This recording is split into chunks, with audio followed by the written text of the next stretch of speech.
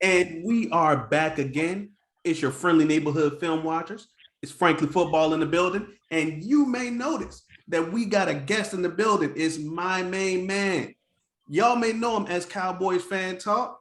Go ahead and introduce yourself to the people for me, bro. Hey man, it's your boy, Mr. Rome, Cowboys Fan Talk. I appreciate you gentlemen having me on. Very well respected in the community, knowledgeable brothers. And I like to learn something every time I get on. So I'm sure you're gonna teach me something today. So let's get to it. Yes, sir. So Chris, thanks for kicking it with Rome. us, man. Thanks for kicking it with us, bro. Yes, sir.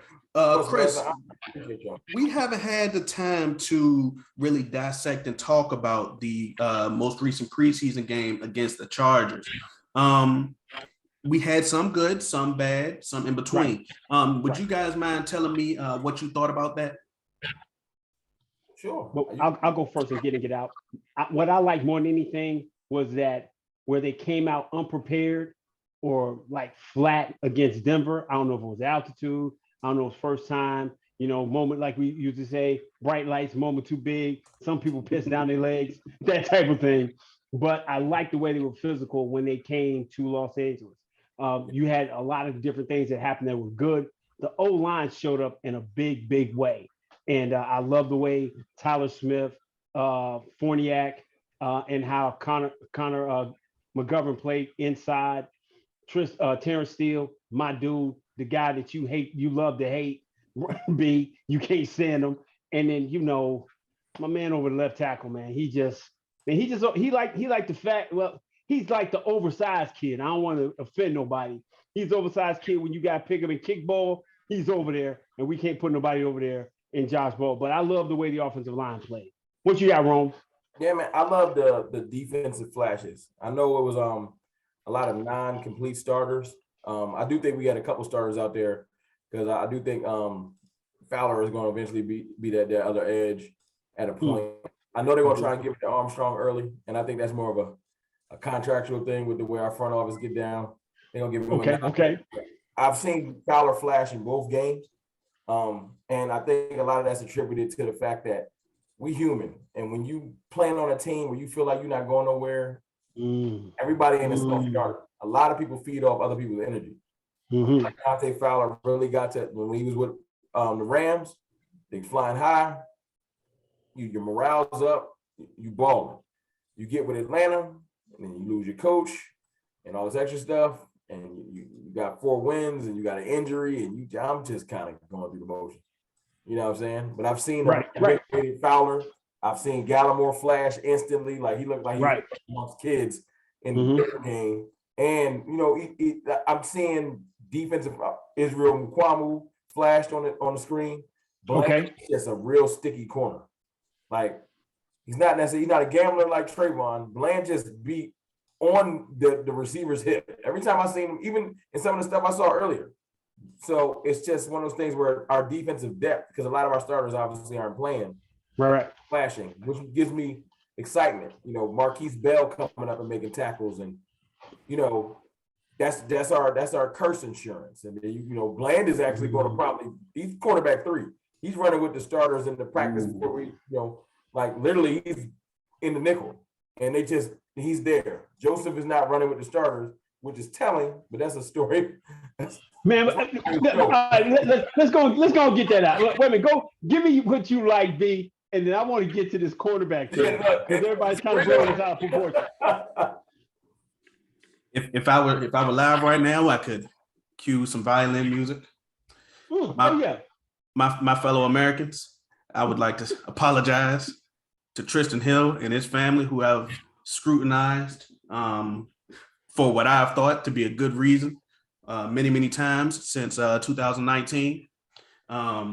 He prior to now, in my opinion, hadn't come close to living up to his draft cost. Well, on Saturday, he came to play. Yes. I think that he might have been the best interior defensive lineman. He might have been the best defensive lineman. He had 3 great tackles. I think that he, showed great push. I think that, when he got that strip sack recovery in the first half. You mean the trifecta? The trifecta he got. The hat trick, the triple threat. Yeah, absolutely. Yeah. To set up for that touchdown. I think that it was amazing. So can I piggyback off that? Absolutely, go ahead. Like Tristan Hill, it's the same thing like with Fowler. Mm-hmm. It's weird. The Cowboys are the coddlers. You know what I'm saying? We coddle our players. The fans. I'll look at this. We coddle our players. Look at Turpin. Turpin, a superstar. He got Duplays. That's what we do, and that's not going to change. But the problem is, when you come to an organization and everything is laid out for you, like Tristan Hill, and you got enablers like Marinelli, etc., that aren't going to push you, and you're also surrounded by players that aren't in the mindset of pushing each other. They're trying to create a brand. You got to realize Tristan Hill came into the Hot Boys era. It was a whole different vibe. We made it before we did anything. We got nicknames we gave ourselves. So right now, Tristan Hill looking around and like, I got to play hard or I'm going to get cut. It's not even a joke no more. Right. Back then, it was like he was looking over at, what's my man that went to the Colts? Eberflus. Yeah. D tackle. Antoine Woods. Antoine Woods. And no hate to Antoine Woods. Yeah. But Antoine Woods is average. He has good attitude. Very good celebration. He's an average player. It is what it is. I know he probably would take offense to that, but I'm just talking about when you see D tackle play, he's a depth piece at best. But back then we was lying to ourselves like, yo, that's a bona fide one technique. That's a bona fide one. No, it's not. So looking around in that room and everybody, they remember all of them. They was all hot boys. Had the chains. You know what I'm saying? And hats and all kinds of stupidity that you buy into because it's like, it sounds real cool. Cowboys, hot boys, but y'all ain't done nothing. Right. Now he looks around the room and it's like, you got Chauncey that moved into the D tackle room. You probably like, yo, man, you was just a DN. What you doing? Yeah, I'm over here now. Yeah, I'm over here. You got Neville Gallimore, who is better than me. Or do I need to show that I can be better than him?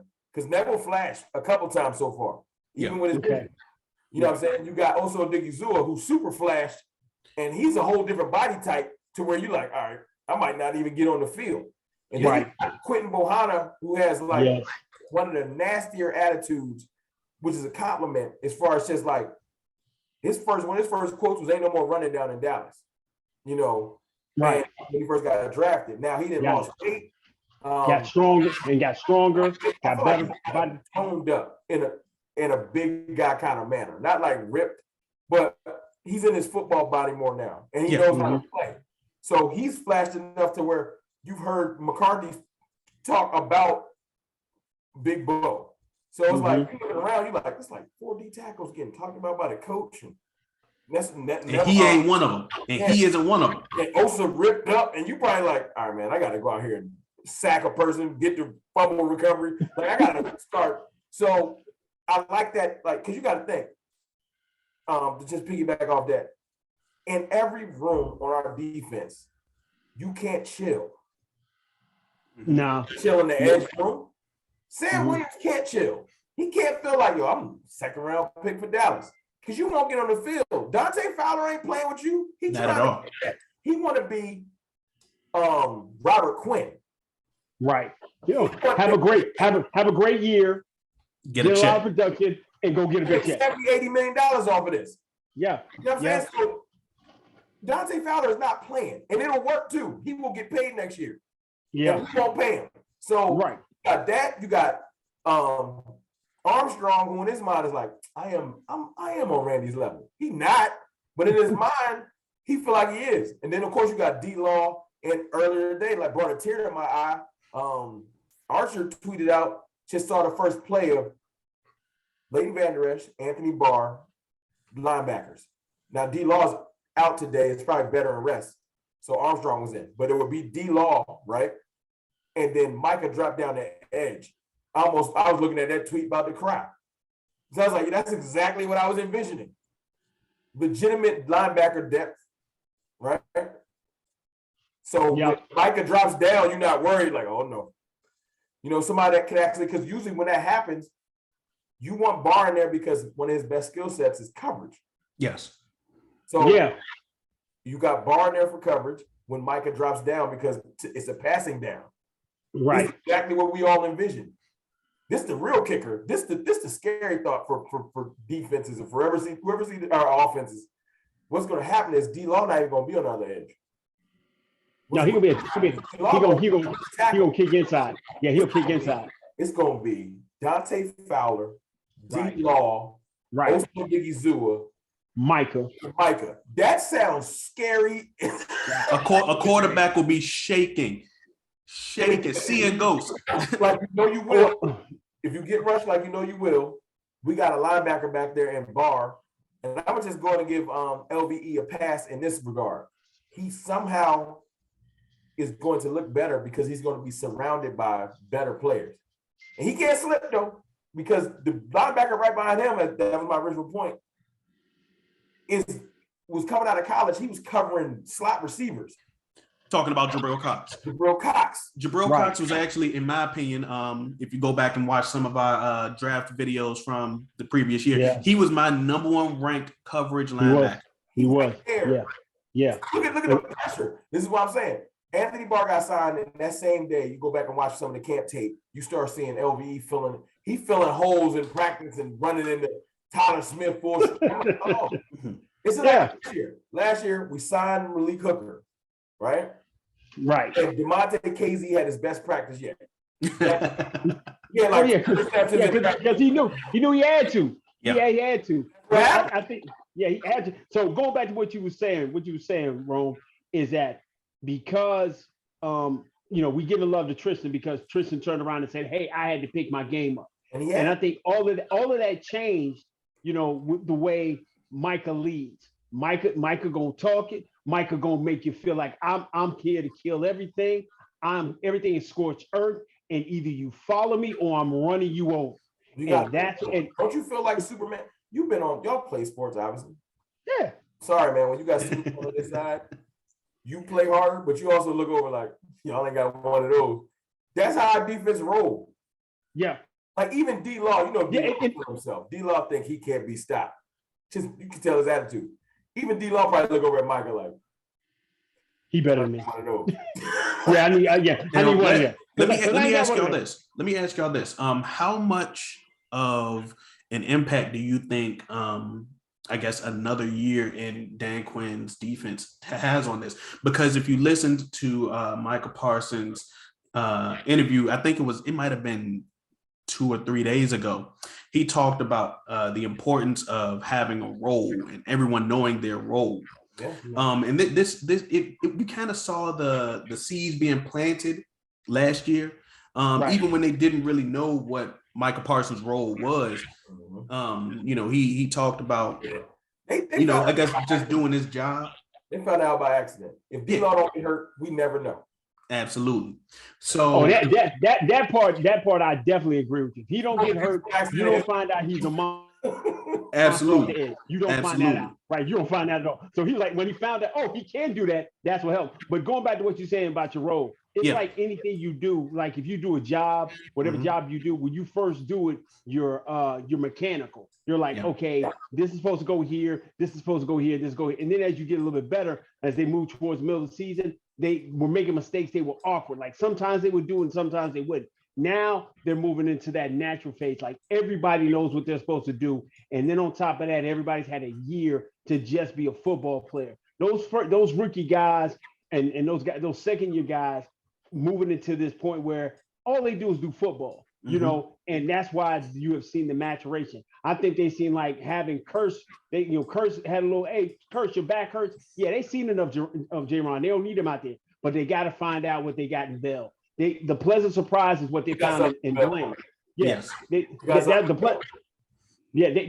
found they didn't expect to find Bland in the 5th round because what they expected they ended up having. Bland was going to do this. No, they had no clue with that. So I couldn't have guessed it. I thought Camp was. This is second year in a row we've done this with Camp Body. Yeah, absolutely. It was supposed to be a Camp Body. Bland was supposed to be a camp body, and now Bell was the one that everybody's like, okay, this is the undrafted guy we want to go get. Yeah, It was from right. Colossal. Bland was special team. That was They said, Bones, you can get one pick. Who you want? Give me that guy. Bones ain't know. Oh, he's about to be a starter. I don't even get right. And I think he'll be the fourth corner. But I think if Jay Luke stay hampered, right? Oh yeah. Let's say he's getting cut, but he won't get his job back. Now, here's one thing that I want to touch on. And he played like 6-7 games. It's gonna be like Romo and Dak. He gonna come back.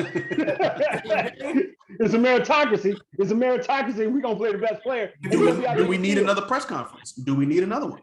So here's one thing that I want to touch on. I guess kind of the inverse of everyone knowing their role. What is happening with Nahshon Wright? Because everyone else on the defense seems to know their role. Why isn't it clicking with him? I can tell you what's gonna happen with Nahshon Wright, but you probably not gonna want to hear it. Oh, please go ahead. Nahshon Wright probably going home, man. Amen. Oh, well, we kind of knew that because we kind of knew it because even last year when they picked him in the third round, it was a question, and he said, "I'm going to be who that?" And we were saying he was going to be the next Richard Sherman, and it ends up happening. Being tall and when you're getting thrown over the top of like he's had 2-3 plays where he's tall guy and he can't knock the ball down, then that's an issue. So I think Richard could. Right, and Richard could. So you couldn't go over him. You had to go under. You're the big point. But Nahshon is allowing them to get behind him. Right. Nahshon got the right mindset. It's not nothing to do with focus or nothing. His body, he in the wrong frame. I wish I could take Nahshon mindset and grind and put it in Kelvin's body. Because Kelvin got the right body, and he probably has he twitchy too. But Kelvin's focused. But see, I think this is the one thing we bang on Kelvin for. Kelvin's got all the talent. He's got all the size and the talent and the measurable. But here's the one thing that we forget. He played 15 Division I football games. Yeah, 15. And because he played those 15 and he was that high recruit, now we put him in NFL and he had enough time to burn. Dude, he ain't had one full season. If you look at the NCAA, go ahead. It's good for him. I'm gonna sound like a father real quick. Okay. He need these lumps because Kelvin is the wrong person to have the Kavontae Turpin thing happen to him. Right. Kelvin get into it. Get into it. I want this. I want this. If he would have got 2 pick sixes, he would be unbearable. It'd be unbearable. So the best thing for him his off the field stuff to the side. I'm just talking about on the field play. He's needed to get humble. He's going to play special team. Yeah. I've seen him start to embrace, okay, I got to grind to get back in a good favor. Right. It's better for him because Turpin almost lost his football career. I heard he played in Poland and all kinds of extra stuff. Like, look at this story crazy. He played, wow. I didn't know they had football over there. But my point is, when you almost lose your football mortality and you finally get a chance again, although he's getting some accolades right now, you know how quick it gets snatched away because he had some too. So I think Kelvin, although he's not a starter, because he probably felt, Jay Luke got a little ham. I'm good. No. Yeah. Now we're gonna put you behind. You're behind Bland. You're behind the fifth round guy. Good spot. So it's good for him though, because he can battle it out through the year. Right. Maybe he can get on the field, but I know by next year, I bet you one thing. I bet you Kelvin going to approach next offseason. Yes, sir. Makes it that far. Yes, sir. Yep. Because you just realize, hey man, I know you naturally get your regular talent. You can just outplay people and eat whatever. Yes, sir. Make rap music. You're in the NFL. And if you don't lock in, you're gonna be a special teamer or off this team. Off this team, right? You be a journeyman. Yeah, and you know what? That's spot on. I give you that because I've been holding that 15 games. He's got he's the talent, and he hasn't played a lot. But you're right. To see your dream being able to snatched away from you right in front of you from a dude that don't nobody even know who he is. We can Google boss man fact. Matter of fact, Brandon stopped calling him boss man fat for a minute. Boss man, no, I still don't. Boss man fat has passed away. Yeah, right. He's gone. Boss man fat has passed away. So I think, yeah, it's just Calvin. Hey, that's Calvin. That's Calvin over there. Yeah. And so I think that's right. I think if he gets through this year, Kevin. Let me tell you my name. I don't even know who you is. I don't even know who you is. Yeah. Like, who are you? That's what he needs. Yeah, and I think, and you're right. He'll go from that and be humble, grind, work with his special teamer, get on the field when he can as a second or third or fourth, fifth corner, right. and yeah. Hey, I'm gonna go get Anthony Brown's water for him and his towel when he come off the field. I'm gonna be that guy, and then get humbled and come back and be that dude for us next year. Go hard on special teams because your talent is there. Calvin Joseph can be an amazing special teamer because he's better than most of the people on the field. Just his physical talent. He has natural ability. He ain't trained. He ain't an overtrainer. I can already tell. He's just always been naturally fast from everybody probably his whole life. Yeah. But go hard. Go make CJ Goodwin gotta look over his shoulder or something. I don't think CJ made this team. I don't think CJ made this team. I do. Because I'm gonna tell you why I don't think CJ makes this team. I think that's the thing. You got to start. Things ain't what they used to be. You're right. You're right. Tristan 2 years ago could be like, I'm making the team. Yeah. CJ could be like, do I need to start covering people? Yeah, you might need to do defense. Because special teams thing ain't working no more. Right, because see, you got Israel who can run and play. Israel's the right person to be like, yo, can you do CJ stuff? Yeah. And you do the stuff I've been seeing in the game? Yeah, y'all can do that. I'm gonna say this 2.5. I'm gonna holler at you. Right. So that's what I'm saying. I think you got it in that. Is it good job? Dude, I'm telling you that secondary room, and we probably gonna get into a little bit more, is that secondary room is now to the point you got Trayvon, you got Anthony Brown, who everybody tried to throw off the bridge, but he ain't getting thrown off. That man. Right, Bland's gonna be your third guy. Jay Lou's gonna be your third or fourth guy. Kelvin's your fifth guy. Now your sixth guy is between Israel and CJ Goodwin, and Israel can do what CJ Goodwin can do. And if I got six corners like that, I'm good. And unfortunately, we already are in agreement. Nashawn would be on this team practice squad because you could cut. This is why you know Nashawn getting cut. Yeah, ain't nobody picking him up. So if you don't keep him around, you can keep him around. He's just gonna be on the practice squad or something. Right, that's what I'm saying. So and that's why Israel is going to have to make the team because you cut him, he gone. He gone. The Eagles need a safety right now. They would. Yes. Oh, man. Absolutely, they do. They need it. Go ahead. Their safety, Kayvon Wallace, Highland Springs, alumni. Yo, dude. Yeah. So they are definitely looking for a safety. Now, here's the thing about Mukwamu. He saved Kelvin Joseph from having an even worse day with this pass breakup. So that's one of those things that he can, check a box for. He hasn't necessarily put together great practices, but his games have been successible. Physical. He's a little more physical than I thought. Absolutely. I think that goes back to what you said, Rome. And golly, man, I didn't even think about it. He came into the league soft. When we were doing the draft analysis for J.C. Horn, man, Israel Kwamu was really just he was just a guy to be on the highlight reel of Kyle Pitts, and Kyle Pitts was killing him. And that's what he was there for. But now, it was already noted being soft on film, and he came here soft. I hate the word. He was soft because he was the one that got the goal called on his back against Arizona. So I think a year of that, hey, he got into the weight room, and it's like every last one of them jokers was on the protein peanut butter gang type thing. All of them got bigger. He got bigger. Yes. He got stronger. He got more physical. And now with his versatility to be able to go from free, a pretty decent free, because he's your second free right now. Who's your other free safety behind Malik Hooker right now? It ain't Bell. Bell's is strong.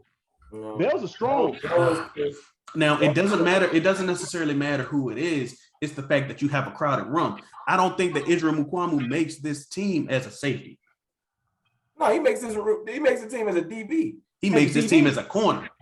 Right. Absolutely. Okay. And but you know, at the end of the day, Micah's 6 positions, so he can make this team on the rock.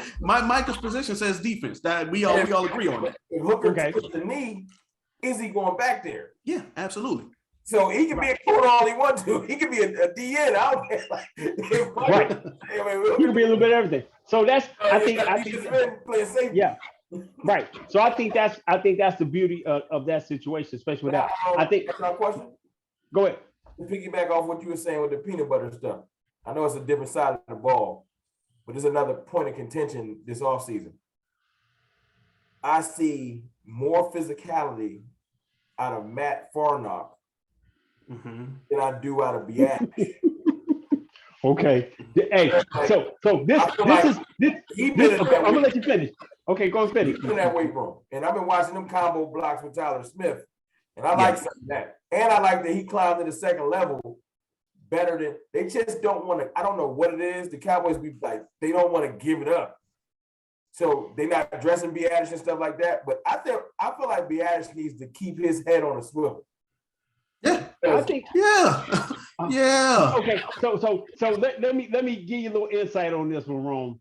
So Brandon has been calling for Tyler Biadish's head for the last year and change. I do. Okay, and so my thing is, I've always given Biadish the fact of the matter. When you drafted him, he was coming off a hip his first year in that COVID year.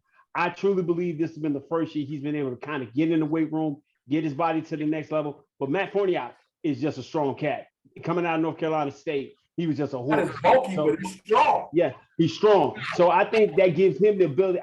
Gives him the ability. He can be your backup center because he can play along that line. And I think the Cowboys are playing the long game with this because I think if push come to shove, if Connor McGovern flames out because he can't go both sides. Connor McGovern can only play right guard. He can't play right or left.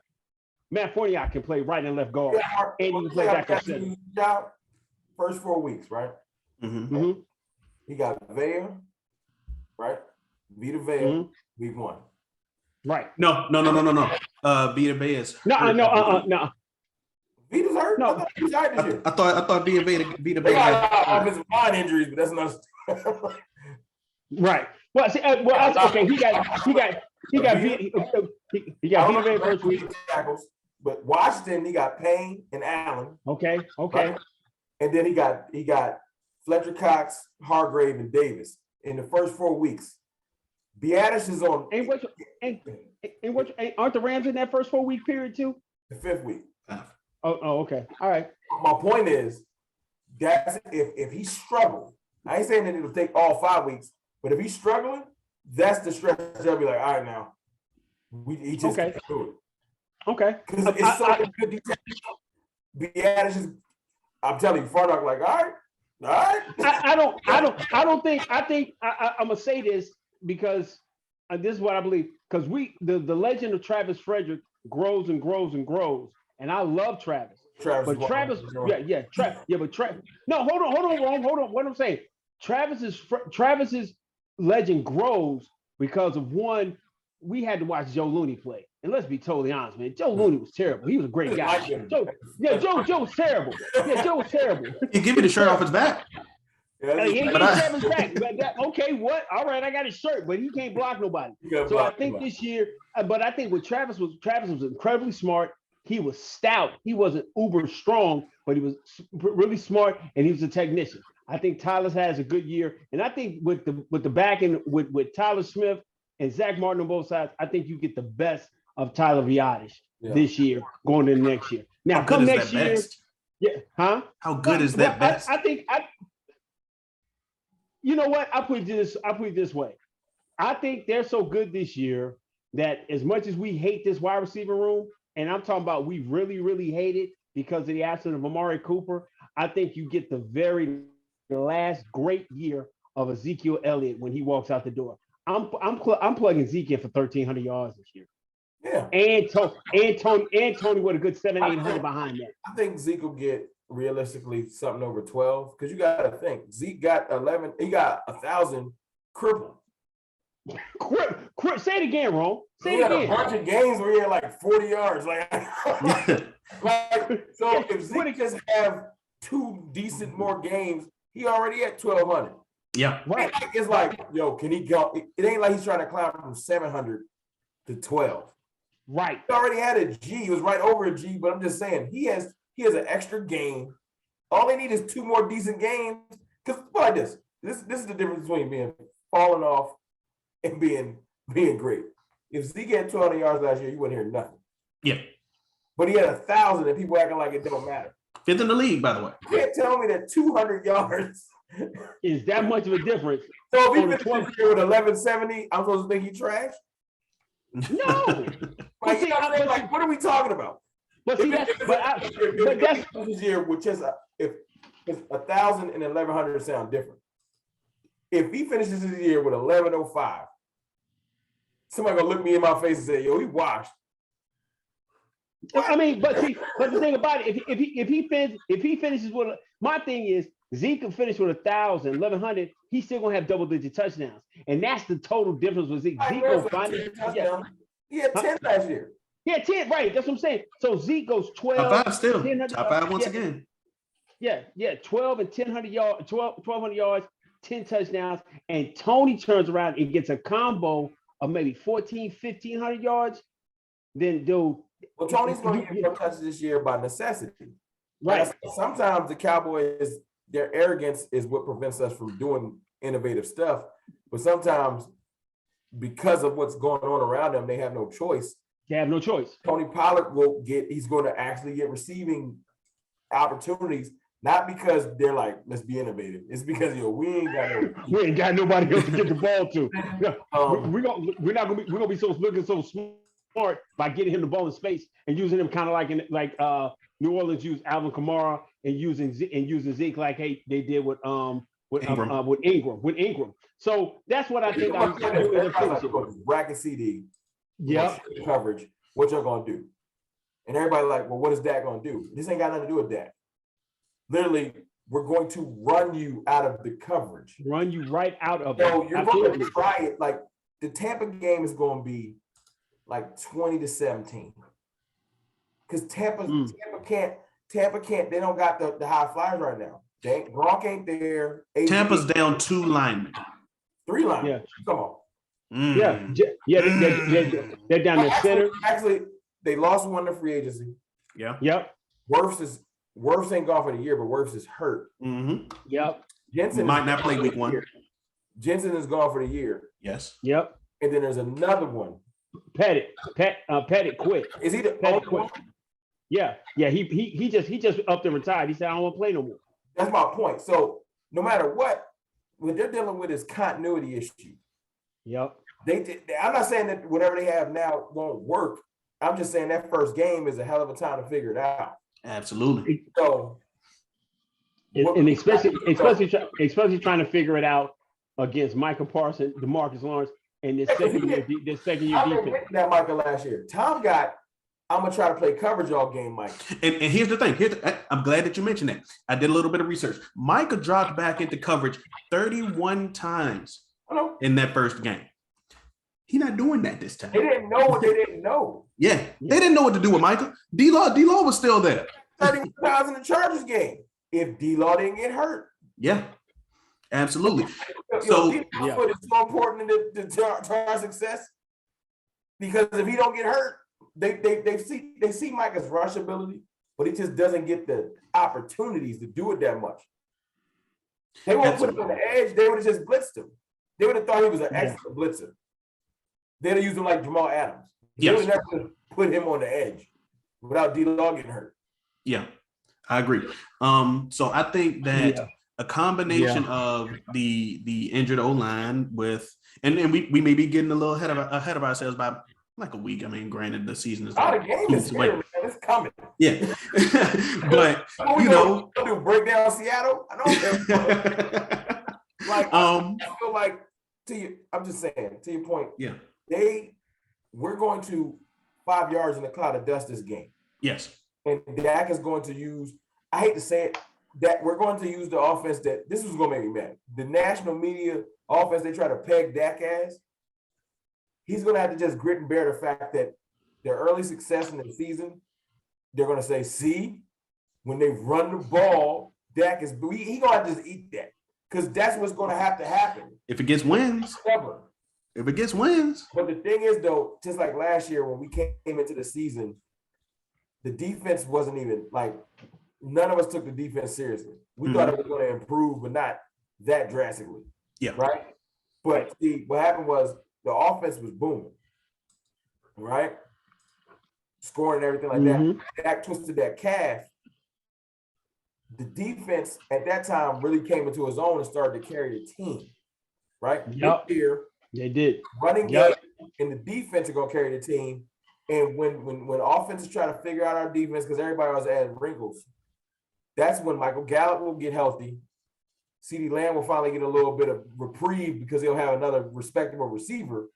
And for the first time in a long time, I feel like our passing game can get hot at the right time of year and not early. We start going to respect our pass game early. I see what you're saying. I just feel like when Michael Gallup comes back, it'll take him a game or two, but right around I'll say mid to late November. And you know why it's gonna click? Because look at our schedule. When does our schedule soften up? Right after the bye week. Yeah. That's why this thing about Ron, when do you think Michael Gallup is coming back? Yeah. When do you think when he gets back? What week? What week do you think Michael Gallup gets back? Probably right after Philly. 7? Week 6? Right, week 7. We play Philly week 6. My optimism wants to say before that. So you'll hear me say 3 or 4 weeks because I'm just like, I mean, I'll take him. But I feel like he'll come back around 5 or 6, but he won't hit his stride until mid-season. 17-game season, I think week 10, he'll really have his feet up under him. Michael Gallup is not going – I'd be shocked if he hit the ground running like when he left. But it's fine, though. Bring him back, get him on the field, let him get his feet back under him, let him start to trust that knee, and we can roll from that. But, yeah, I think around like week 5 or 6. I don't have him getting back. I don't have him getting back before the bye week. I don't think he got back week 9. And this is why I say that. Me and Brandon went by this. Jabril Cox got injured in October. Okay.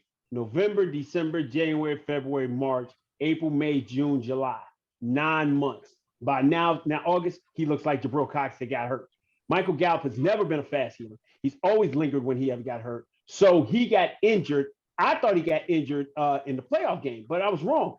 Brandon reminded me he got injured against Arizona. So you got January, February, March, April, May, June, July. That's 7 months. August, September, that's 9 months. October, giving him because he's a slow healer. I see him getting back by week 8. If he gets back by Philly and is able to like be a difference maker or even be to the point of being actually a threat, then I see us. There's the thing though, his presence will help because teams ain't stupid. He's gonna that first week or two, he's gonna have two teams that he's working back in. Because your mind will make you think, I mean, I should respect him, shouldn't I? Because if you don't, Michael Gallup is still a veteran. Yeah. Right. I hope Michael Gallup is still, he can move like T.Y. Hilton. You know what I'm saying? Okay. Right. And the lights ain't gonna be too big for him. I watched him make some of the most acrobatic catches in the world. Right. Absolutely. Right. That's his stilo. So if he pushes and gets back by week 4, he's able to play week 5, then that's gonna be a miracle worker. But I'm looking at him towards the bye week until where the schedule gets a little bit softer. And as you're saying, the offense starts rounding out. But I think that our offense is gonna be fine because you're gonna get a lot of Dalton Schultz. You're going to get a lot of TP in space. You're going to get Zeke being able to get a full head speed and run without having to get hit in the backfield. So I think when you have that and you run him out of this bracket coverage that you're going to put on CD, okay, we may not score 36 points a game, but we'll probably score 24 to 28. And with that defense that you got on the other side, that's going to limit people to 14 to 17 to maybe 21 points. I don't think you're going to have the type of drives they had like last year, like somebody started going downhill on them, and they don't know what to do to react to stop them. We ain't gonna have that San Francisco get the ball, make a couple plays and score. They're gonna be like, they make a first down, they may get a first down, they get off the field. I just think this defense is going to be so much better, so much more improved, so much more dynamic that you're going to like the offense is the offense. And like you said, Rome, and like you said too, Brandon, Dax is bus driver. Rain, he can't. He's not hot driver. Yeah, Gonna have to happen. Okay, as long as the results are double. But everyone's gonna be taking. But you come out of that first. Right, you come out those first 3-4 weeks. You beat Tampa and do nothing without, because they're gonna find a negative angle. So we're absolutely. So if we're finding success with running the ball and defense, it's gonna be like we've been saying, right?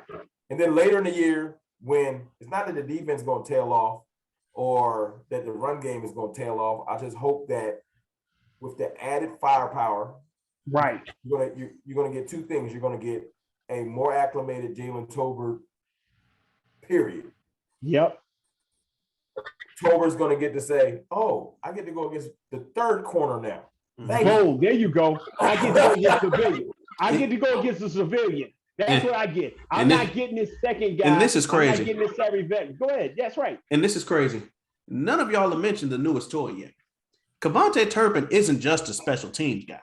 Yeah, he's going to get his love. We have seen him be able to, even though, now that we have hype, by the way, I've looked at, the website over the past few days before I knew that he was a thing. And back when I was not my fellow Americans, I would like to apologize to Kevontae Turpin and his family for doubting his ability to, run past receivers and make them trip over their own ankles.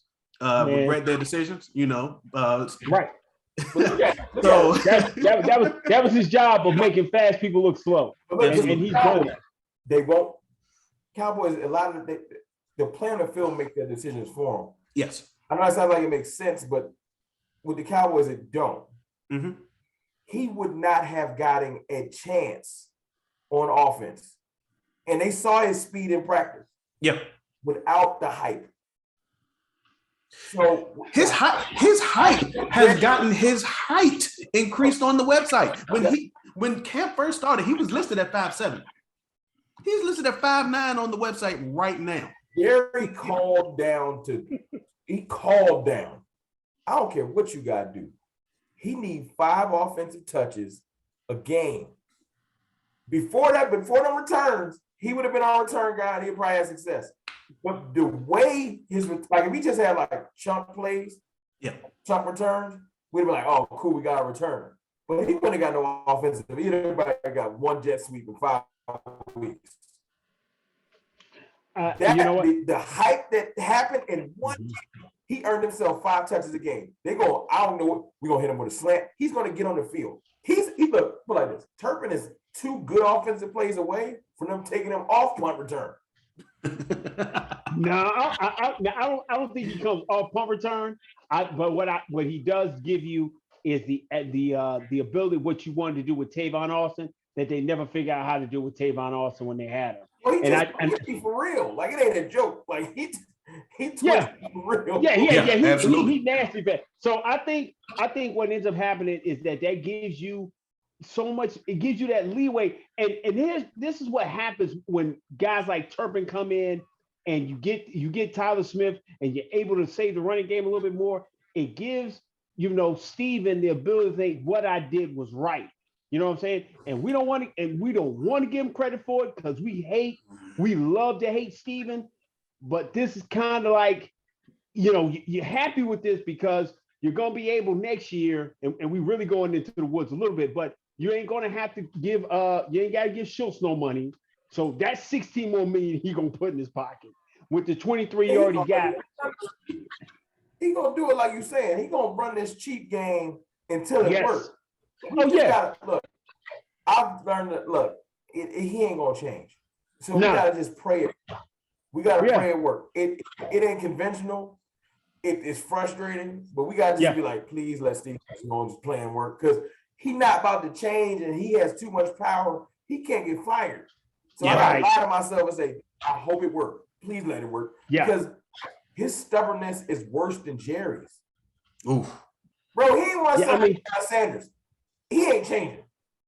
Now, man, you gotta be like Jenny. You gotta go on the field and pray for God. Please make me into a bird so I can fly far, far away. So Steven's cheap ass ways can work, so we can win. Because that's how you got to deal with this right now. And so with Turpin, you hope he gets to the point, like you say, 3 to 5 offensive plays. Schultz emerges in being that guy, which you're not going to pay him, but then you get a chance to. And we were talking about guys who made plays, and we like. You want Ferguson to continue to kind of develop into that Yaki Ferguson, where he's catching the ball and able to get down the field. Yeah. Peyton Hendershot develops into a more healthier and being able to get on the field what you wanted to do with Blake Jarwin. And if you get that kind of monster, and that's why with the cutting of Sprinkle earlier today, it kind of lays the groundwork for the 4 tight end type set, because you're not going to put Hendershot or Ferguson on the street and they not get going. So you got to figure out because of the offense we were just talking about. Right, you're going to have to be 12. Yeah, you run 12, you need 12 depth. Yes, and if you can run 12, if you run 12 against these first 6, 7, 8 teams we got, and give Tolbert and Gallup the ability to get acclimated and get healthy, this is going to be the last team you're going to see, because that defense ain't going to do no big grow, get better, be more confident. Yep. People be thinking I should be saying stuff to say it. I said it just as I said, can our offense be better? And everybody, this is the irony. Everybody jump in my comments. How we going to be better? We ain't going to score more than, see, that's y'all problem. Because last year, when we got our butts whipped in the playoffs, all I heard was all that scoring stuff don't matter.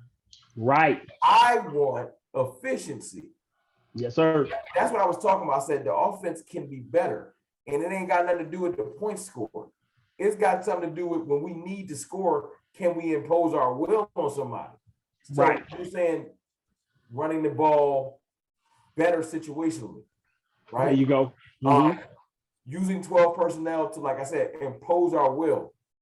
Stop running out Conor McGovern on hook routes and being cute. Absolutely. Stop being cute. That makes me sick, man. That makes me sick.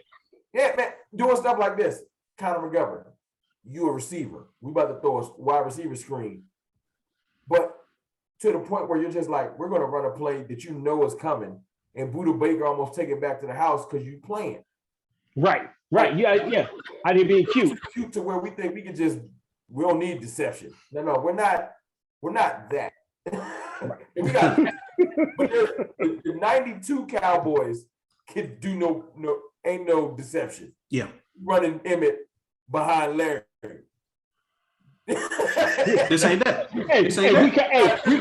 We coming behind Big E and Nate, and that's what we about to do and deal with it. Yeah, that's basically it. But they ain't deception. We throw it at the mic, and he gonna catch it. And we get the first down. Right. That's what we're doing. Right. So because the offensive line can hold up so long that Mike can run till he got open. Yeah. See, until we get that type of talent, Kellen need to get out of his. The one word to describe the Cowboys, and I hate to bang on our team, whatever, is arrogance. Hubris. Yeah, I said the same thing. And like Stephen Jones is arrogant to think my way up is the only way that's going to work. Kellen Moore is arrogant and I don't need to focus on getting the ball to one particular player. My system is undefeated. And the only person I see on this team that's not arrogant because he had a precipitous rise and fall is Dan Quinn. So he appreciates his craft and he goes back to the lab every day because he watched himself go from, I'm the hottest coordinator out here. I'm in the Super Bowl. I lost the Super Bowl. 28-3. Oh, people don't even respect me no more. So he saw the rise and fall, and that's why Dan Quinn approaches the game with a humility. Right. But you know what though? To that point, I feel like Kellen just got his first. This last offseason was one of his worst. Oh yeah, he wasn't right. Yeah, can he coach? Right. Yeah. I mean, can he coach? He ain't the boy genius no more. He ain't got no identity. All the different things that came out. So I think you get what you got from the defense last year of being at the bottom of the barrel. Everybody said he sucked, but they were terrible. And for them to come out and do what they did, I think the offense this year, right? I think the offense comes back, and what happened to Kellen, I think they come back and be more efficient, and they become more dangerous. And I think that the cheap manner of Steven helps them long term, because the one thing they do well, extremely well, they draft well and they develop. They draft and develop well, because Steven's motto is young, talented, and cheap. That's his motto. That's it. And so sometimes see, he gotta have moments where it's like, all right, a young talent and cheap everywhere. But I'm gonna leave myself a little leeway, or I'm gonna get a swing tackle. Like he don't, like he sticks to his motto so hard that he won't. All right, I got everything else right, but I need a swing. Ball ain't it. Like he'll just be like, nope, I'm rolling with ball. Come on, Rome, you're asking a dog to stop barking at the moon. But look, if you want to be cheap everywhere else and it's working, I'm like, all right, Steven, you killing it. You asking the dog to start barking at the moon. And I'm like, well, can we just get a swing? Give me a swing. I mean, listen, you got, this is the craziest part about this and with this offensive line. You got everything. Your starting five is solid. You got backup guys with McGovern and with Fournier, and you're good. The only thing you need on this football team, honestly, even if you put, well, let's go to IR. You put him in IR and let him get healthy and come back and be able to just practice with the team. The only thing you need for this offense is a swing tackle. You don't even got to go. You don't even got to go get another wide receiver. You just need a swing tackle. You know, you do that tonight. Say what now? Well, let's go. Put him where? He practiced tonight in pads. I don't give a damn if he practiced every like, night. You know that he hurt still. Dude, Steve Bell said, "Hey man, get out there. I'm hurt." Dude, listen, I'm telling you, I just need him to go to PUP, IR, PUP, whatever it is, so he can stay around the facility and work out. Your swing tackle isn't on this roster. And the sad part about it is that one of the guys that we love in that D-line room may be traded to go get your swing tackle.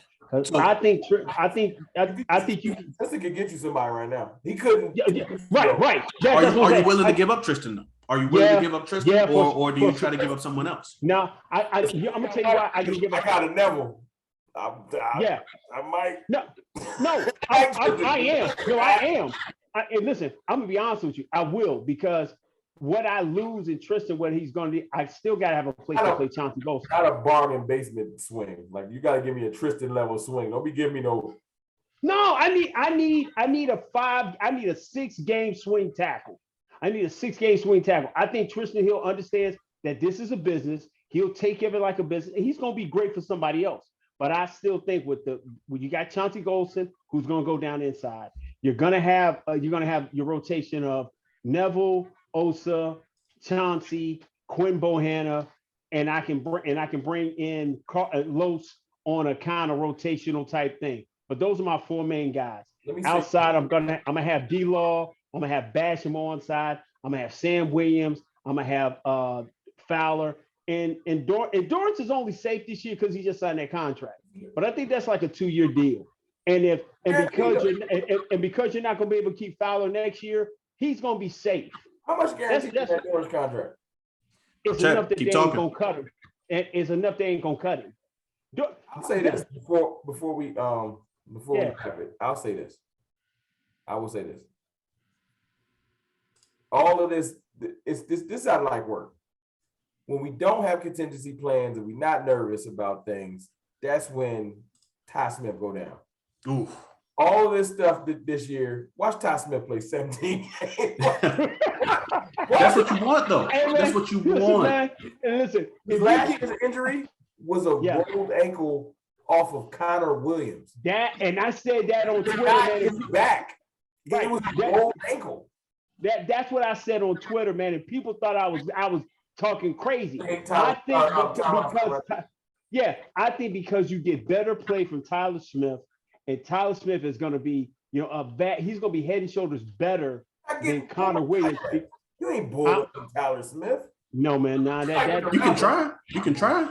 It doesn't mean you're going to succeed. You're not going to run through him. And by the way, listen, I do just want to say this: the Dorrance contract was 2 years, $12 million. If you do decide to cut him, that would be $6 million in dead cap. Continue. I know. I bet you it's front loaded. I bet you can cut him next year for like $8. $3 million. Listen, it's a wrap. If Sam Williams continue, the only reason why you wouldn't cut him early next year is because Williams is gonna, and like I said, we got so much across the board, and we had an opportunity to kind of cover. I think it's gonna happen that he's gonna play. He's safe this year. Sam Williams will progress, and because you're not gonna be able to bring Speaking of Fowler Tyler, back, because Fowler's gonna get a double-digit sacks. I got Gelkin's tweets on alert. Gelkin just tweeted that Tyler Smith had an ankle because he didn't practice today. He wasn't even in pads, but it's not serious. Oh well, like I said, he ain't got to practice. He ain't got to practice. Right. Why is Tyler Smith not practicing?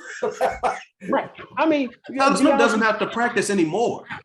Well, no, he don't have no. He just got to practice. He ain't got to play no more games. I don't need to see him in no more games. So so it's gonna be all them backup dudes. You know what though? Ben DiNucci and it's the Cowboys. I hate that I gotta be conspiracy tinfoil hat man with the Cowboys. Please. They're the type of team that, like, yo, people get injured in convenient times and you don't see the actual injury happen. Mm-hmm. Like, I don't feel like CeeDee Lamb got a cut on his foot. Mm-hmm. I feel like the Cowboys don't want to say stuff like, yo, he ain't playing today. Why? Because he's just not. Like, they don't do that. They make up excuses. Because, like, right before that game, it was like CeeDee Lamb hurt and Noah Brown got a toe. And you see when they asked him, he just smacked his lips and said, "Man, this clown stuff." CeeDee Lamb ain't never had to experience that before. So when they told CD, yeah, your foot hurt, he probably didn't know how to respond to it. So when the media asked him, he was just, man, this is some clown stuff. Look, he's practicing today. You had stitches. Yeah, 2 stitches. But you practicing today? Look, Tyler Smith, ankle, right? Yeah. In street clothes, right? Yeah. Because they don't want to just come out and say, we're not practicing our first round pick in the last preseason game. So his ankle will hurt right till about next Monday. Yep. Right before 10, and then he's gonna be feeling a million.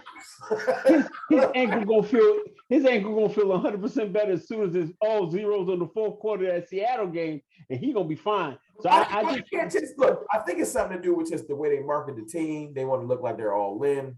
They don't want the fan base to ever. So they come up with whack excuses. You know what I'm saying? So like I said, like Noah Brown Noah Brown been fine all camp, and all of a sudden, right before the fact that they just want to get a look at all the young receivers, and they can't just say that he got a toe. You know wrong with Noah Brown. They know Noah Brown. They want to see Houston Tober. Running on that turf is different, man. Running on that turf is different. Nah, man. The Cowboys are. What we do, and this is what I've learned. Yeah. You can't unsee how the sausage is made. You just can't. Oof. And now that we know how it works, we know how our front office works. We you know what I'm saying? You can't unsee it so you see certain things instead of just taking it at face value. Oh, Tyler Smith got an ankle. I hope he heal up. I look at it like Tyler Smith ain't hurt. Yeah, he's sitting. Just like you said with Gallup. The Cowboys are the type of team that Gallup could be. They can know firmly right now. Gallup ain't going back to week 10. We gonna put him on. Nah, we not gonna put him on pup because people will lose faith. So we gonna just carry him on the roster. He ain't gonna be able to play. I know, but we just can't let people lose faith. Cowboys do stuff like that. Absolutely. Yo, just put him on pup. Nah. Hey, I'm gonna tell you how, and I'm gonna back that up with what you're saying. You remember that year when Terry Glenn's knee was gone, right? And we carried Terry Glenn all year to the playoffs. And when he got out there, he couldn't move and couldn't run. And we knew weeks ago you should have went and got somebody else because we didn't want to hear the mouths of. They didn't want to hear the Cowboys. Oh, Terry Glenn's washed. Listen, he's hurt. Just go get somebody else and go from there. We carried Terry Glenn the whole season, and then we got down to the playoffs. Terry Glenn couldn't run, and they knew he couldn't run, but they still threw him out there. So I'm telling you, the way I feel about Gallup is that they're gonna carry 4 tight ends. We're gonna run 12 personnel. Zeke gonna go for 1,300. Tony gonna go for 1,500 total yards, and we're gonna mess around and smoke everybody. And then when he comes back in week 10 and week 12, that defense is gonna be like ravenous dogs running over everybody, and then he'll just ease right into it, and then we'll get what we want. That's all that matters. We'll get exactly what we want. That's my thing. Like I feel like to your point. They're gonna bring him along slow. They are carrying him. I feel like the optimism, because I know what Gallup can do when he's healthy. So I do want him to come back as soon as possible. Right. But the reason why they won't admit, the reason why Steven won't admit, because I got to put it all on Steven, that Gallup's going to not be back later is the contract. I just gave him money. Absolutely. If he was like, if it was next year, they would put him on PUP. But he has to make his investment look like he was right. I can't. I won't. That's the reason I won't. Yeah. I signed him while he was hurt. It ain't like he got hurt after the signature. I signed him during his injury. Yeah. Absolutely. I really can't make myself look stupid, which is, it's our front office, man. No fan base in the league can understand, outside of maybe Raiders fans back when Al Davis was walking around, what we dealing with. Yeah. That's fair, man. It's tough. It's tough, but more importantly, man, it's just to the point that we're kind of seeing it come together.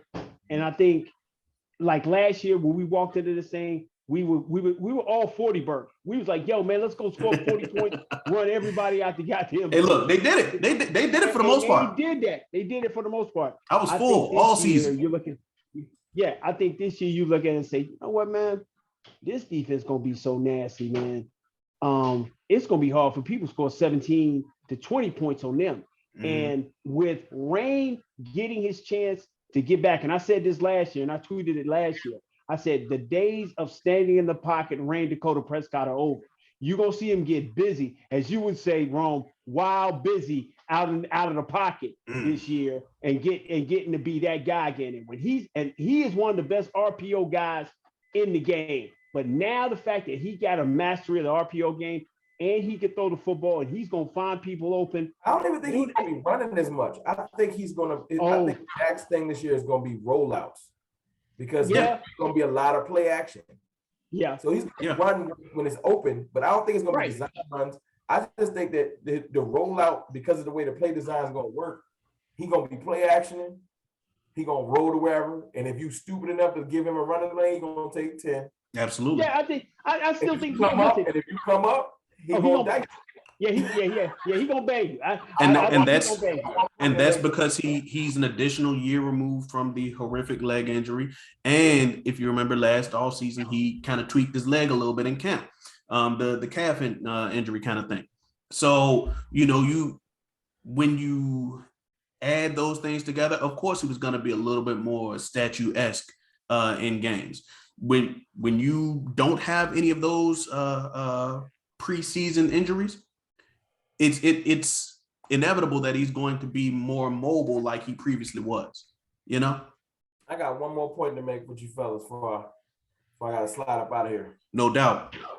Like we've been saying, and I have no doubt, our defense is going to be one of our main catalysts this year for our success.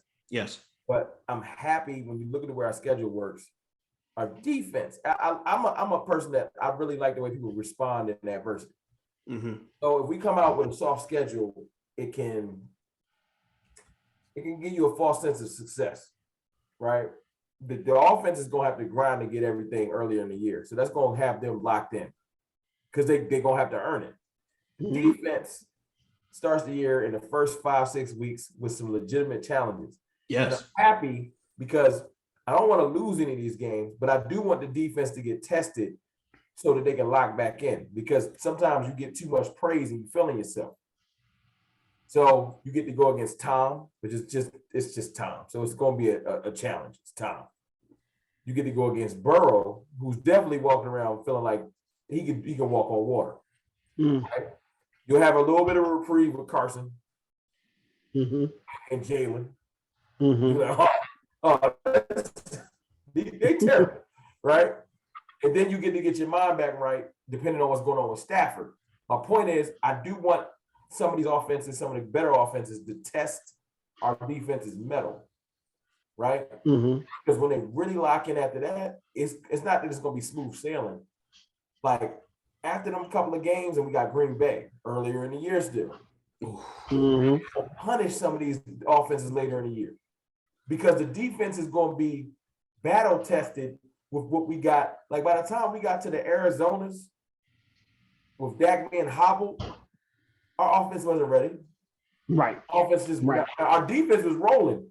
Look, Patrick Right. Mahomes learned like I can't just run up and down the field. Like we made pattern work because the Yeah. defense rolled. Right.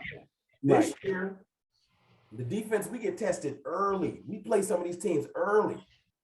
The defense is gonna lock in. By the time we get to playing like Tannehill and stuff later in the year, he gonna be like, yo, this is a different type of Dallas team. Absolutely. Yeah. Like Yeah. we're gonna be went through Green Bay, the Rams, Right. Bengals. All that's gonna be behind us. We're gonna be better for it. But when you Right. catch those teams right before the playoffs, I feel like we didn't have enough time to get our mind right, and then we got smoked. And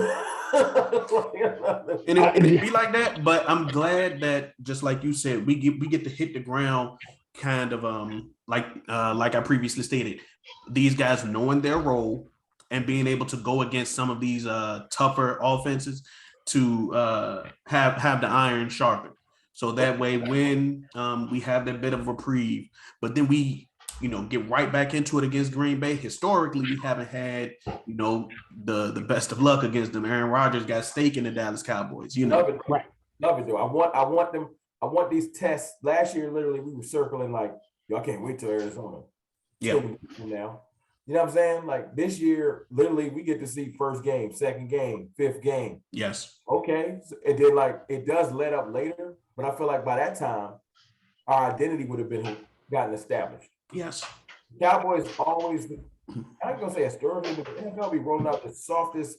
That first 8 weeks, that's why everybody be saying we paper champs. Yes. You play weak teams earlier, and then you just be feeling yourself. And then by the time you play a serious team, your mind ain't right. Mm-hmm. Here, for some odd reason, we get a lot of our tests early. By the time we get to the soft part of our schedule, we gonna be a team that they're gonna be like, I don't want to play them. I want to play them. I want to deal with it. Right, because and you said it. By the time you get to week 8, in the bye week, you get through all those games, like you said, all the quarterbacks you're gonna face. Probably the toughest team you're going to face on the back end is probably going to be Tennessee because the way Tennessee plays is so physical. They might be or the Colts. The Colts, the back end you're gonna deal with Kirk Cousins in Minnesota. You're gonna deal with the Colts, and you're gonna deal with Tennessee. If our run defense is clicking, then that game against Minnesota. Yeah, that game against Minnesota is not in. And like I said, if the deep run defense is playing like we think they will be playing, you shut down Tennessee, you shut down Minnesota, and you shut down Indianapolis. Then it's gonna be hard for us not to have a whole pitch of Kool-Aid that we going to the bowl because you shut. I'm still mad at Indianapolis from 2018. I don't know if y'all remember that game. But when they shut them out. When they build them, they shut them out. Yeah. They cut me deep. Yeah. Right. So that's right.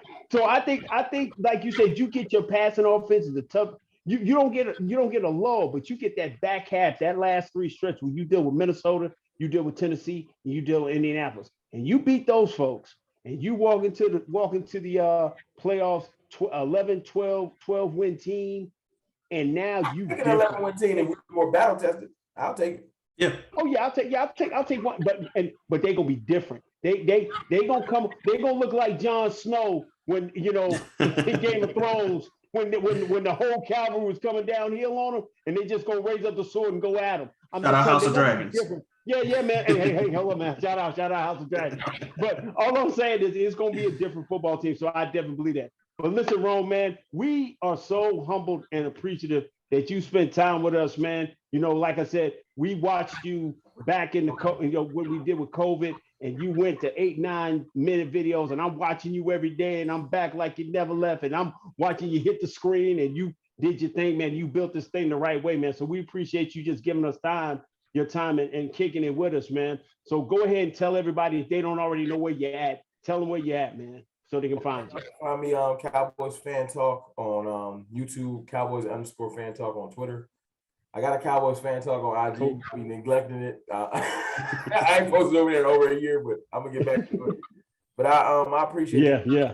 I always love to talk with people that really know ball. You know what I'm saying? And I'm a very, most people don't know because when I'm on the camera, I gotta give it like I get it. So you know what I'm saying? Sometimes you gotta be cocky because you got the most haters in the world. But you know what I'm saying? Most part, man, a lot of people always ask me, like, you know what I'm saying, how I do what I do, or, you know, why I do what I do, or whatever, like that. I was like, man, I'm just a passionate fan. It's all in the name. Cowboys Absolutely. fan talk. It ain't Cowboys analysis, because that ain't really what I'm here to do. There's plenty of analytical people that's going to break it down, and maybe I'll grow into something more than that. But at the end of the day, man, I'm the dude that's yelling at the screen. I'm just like you. I'm getting over a little emotional over a team that I don't own. And it just is what it is. Now, if I didn't have fun with it and be able to do that, I wouldn't even do this. If you can't have fun with it, don't do it. You know what I'm saying? No doubt. Absolutely, bro. For y'all to rock with me, and we gotta do this again. Absolutely. No doubt, man. No doubt, man. No doubt, man. And So if y'all have stuck ahead, with us for this long, I think we definitely deserve a like on this video. Even more so, you should be subscribed to us, of course, if you've been rocking with us for this long. You know, back when I was doing this solo dolo, you know, the walking around on my phone videos, you know. So, of course, you know, I am Brandon, and I got my man 100 Grand, set it off crispy with me, and together we are Frankly Football. Until next time. Peace.